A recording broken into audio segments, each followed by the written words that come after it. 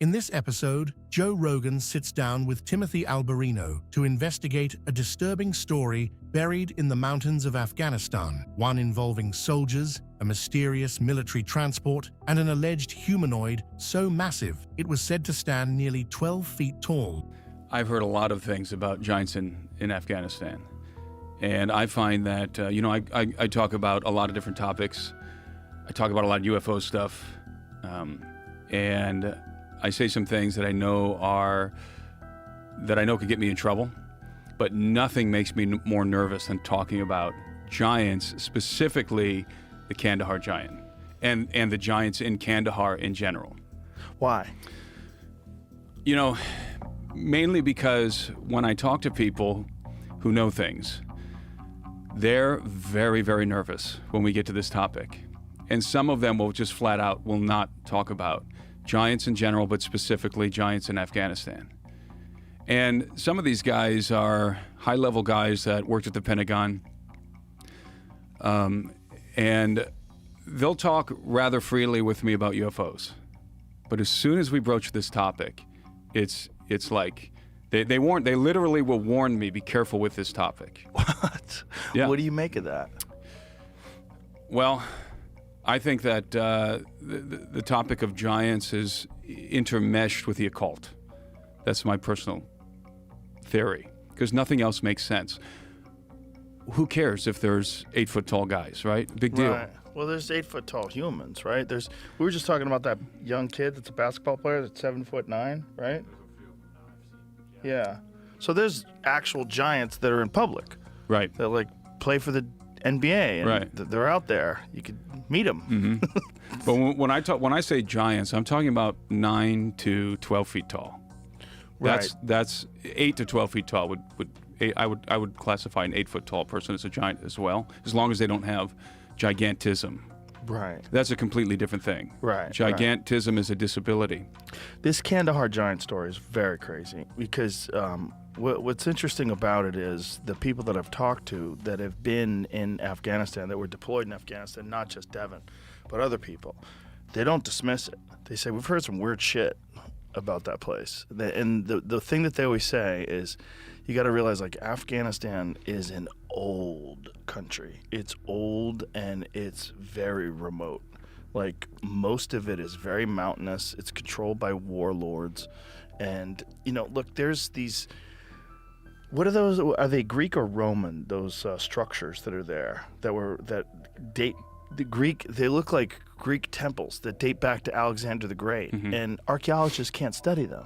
They can't go there because it's too dangerous. It's one of the most remote places on the planet, specifically because it's so dangerous. You can't just go strolling around Afghanistan. I mean, it probably would be easier to go to Antarctica than Afghanistan. And kind of hilarious. So the story of the Kandahar giant. Yeah, let's tell the story. This story has grown into a mythology over the years.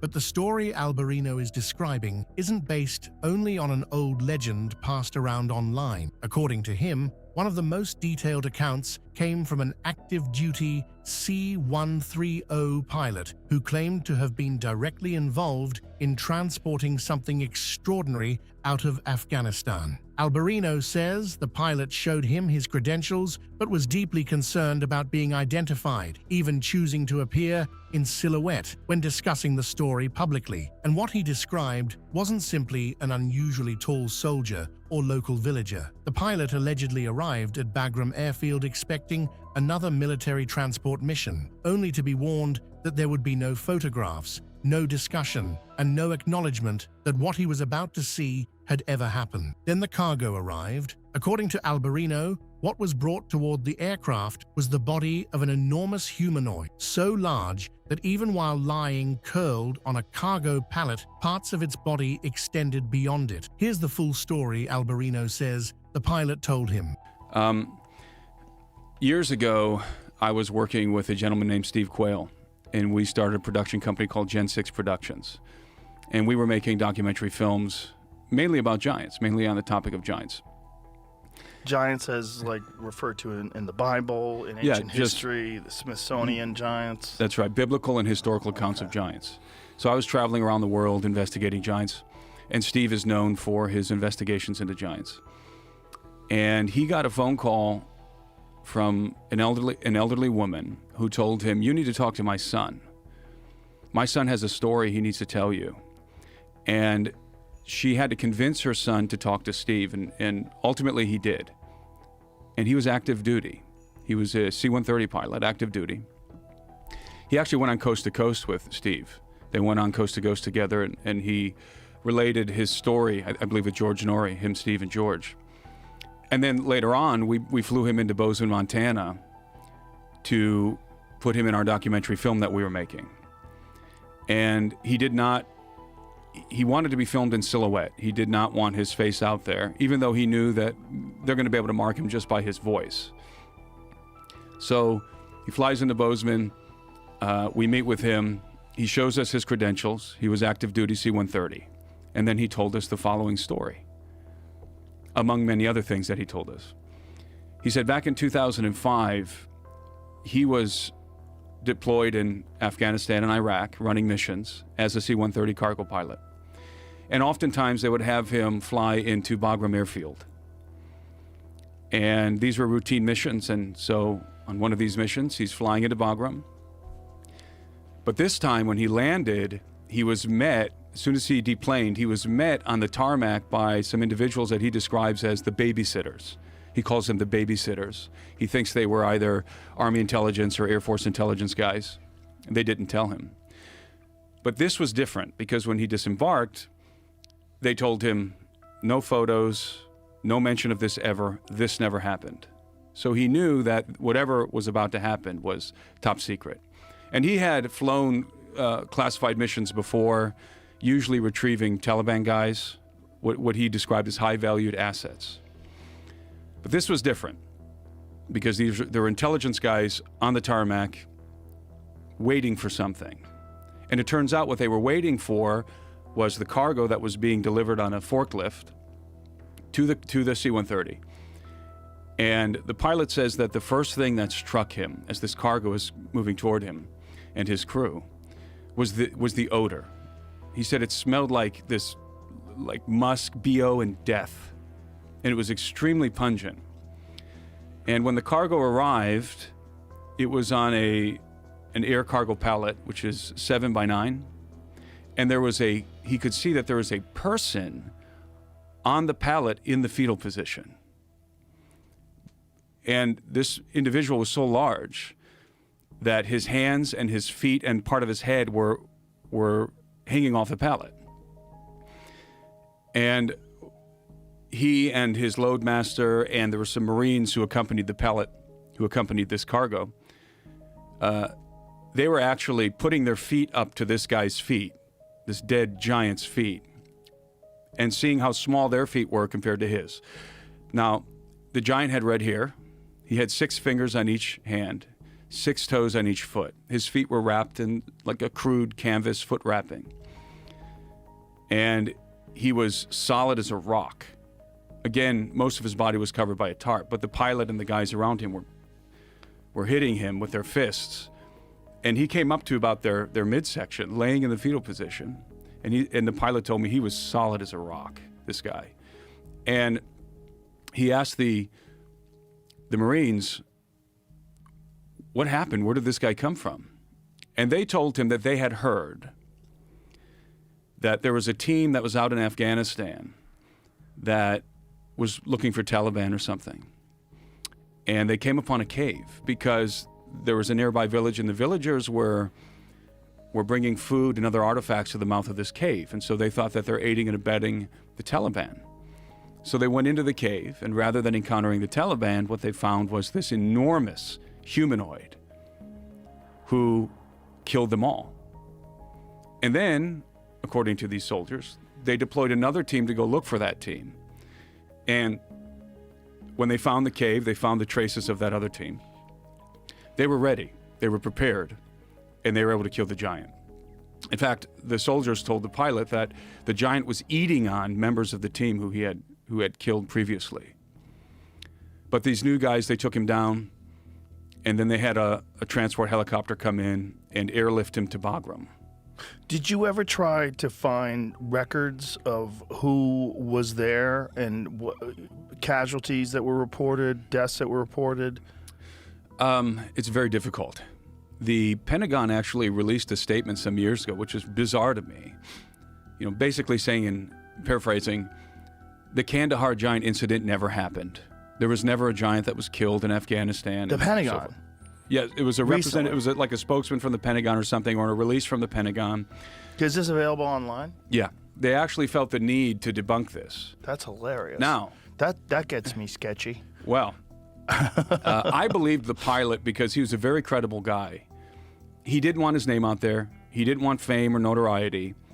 He was very nervous. He thought there's a good chance that they're going to recognize me by my voice. He was on Coast to Coast AM, and then he's on in our documentary. There's a good chance I'm going to get recognized, and there's going to be some reprisal. He was nervous. Now, they weighed the giant before they loaded him on the C-130, because they have to load everything that goes onto the C-130. The loadmaster weighed him. He weighed 1,100 pounds. And they estimated his height at 10 to 12 feet tall. And so they loaded him onto the C-130, and then they flew him to Qatar. And then they unloaded the cargo in Qatar. And our pilot told me he heard through the grapevine that the body ended up at Wright-Patterson Air Force Base. He said, I don't know, that's just what I heard. So this is a first-hand account from the C-130 pilot who flew the body himself from Bagram Airfield to Qatar.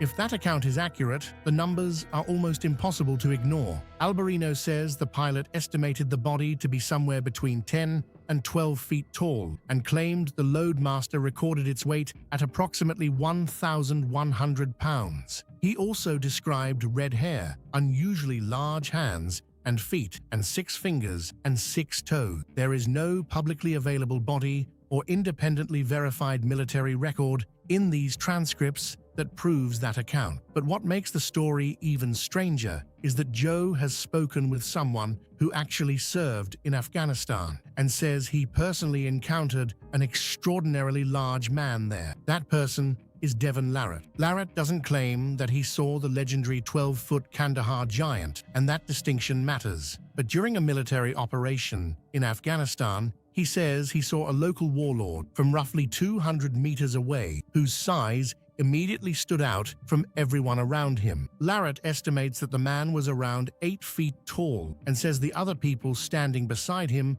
appeared dramatically smaller. Here's how he remembers the encounter. So, yeah, I mean, I've seen the YouTube video. I've heard about it from other people, but legit, okay? Hard for me because I was far away, okay? I was probably about 200 meters away. We were doing a mobility exercise, okay? Mobility, I hate mobility, okay? Mobility was my least favorite op. Mobility, basically, you get in a bunch of trucks and you kind of roll out and you kind of look for a fight, okay? So we were doing like a 2-week mobility in this region, kind of north of the Panjway. I don't remember exactly what it was called. It was this surrounded by mountains, this big valley. And we were rolling around, and so there was a village that we were going to check out. And I'm like a gunner, okay? So I don't know everything that's going on. I'm a dude on a machine gun, okay? But I can see everything that's happening. I kind of know what we're doing. But I know that there's a meeting. And what they have is they have these warlords. It's not the same kind of political system or anything that we have in like North America. Kind of the baddest dude in the region becomes in charge, okay? So we were meeting with one of the local warlords. And so the town was like 500 meters away. They drove out from the town about 500 meters, and we had our trucks about 200 meters from the meeting point. Our officer and a couple dudes went forward, and we're looking. This guy, I mean, he was maybe twice as big. He was huge. He was a massive dude. Like how big? I think he was 8 feet. I think he was 8 foot something. And it's embarrassing. It's like, Devon, you're crazy? And he's big. How? And he was 200 meters away. He's about 200 meters away, but I can see the guys. We got optics. Our officer was probably somewhere at the bottom of his chest. Great big Afghan dude, big beard, big dude. And his lackeys around him were normal size. Great big warlord. So they're out there. There's big people. There's big. 8 feet is nuts. I have personally seen people who were probably over 8 feet. What? Yeah. In Afghanistan? No. I saw these guys up north, northern Canada, Cree. I was up in Ojibugamo, okay, this Cree village. I remember walking up. I'm there for arm wrestling.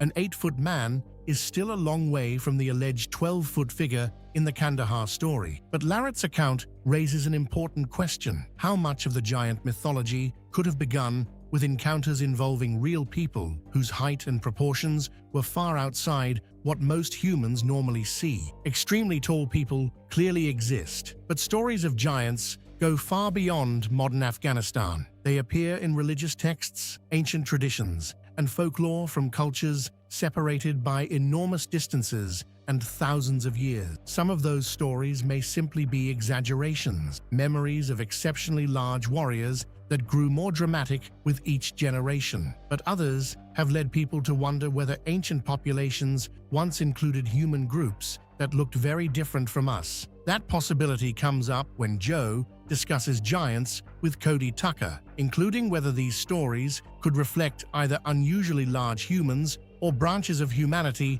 that disappeared long ago. The known race of 12-foot humans remains speculation, but one part of that conversation is grounded in something archaeology has already demonstrated. The human family tree was far more diverse than it appears today. Modern humans were not always alone. Different human populations existed alongside our ancestors, some with physical characteristics very different from our own. And Joe brings up an example of just how surprising those discoveries can be during a conversation with Jeff Dye. This time, the discovery goes in the opposite direction. Rather than giant humans, archaeologists uncovered the remains of an unusually small human relative on the Indonesian island of Flores, a population often nicknamed the Hobbits. Their existence obviously doesn't prove giants, but it does demonstrate that entire forms of humanity once existed that would have sounded almost mythical before physical remains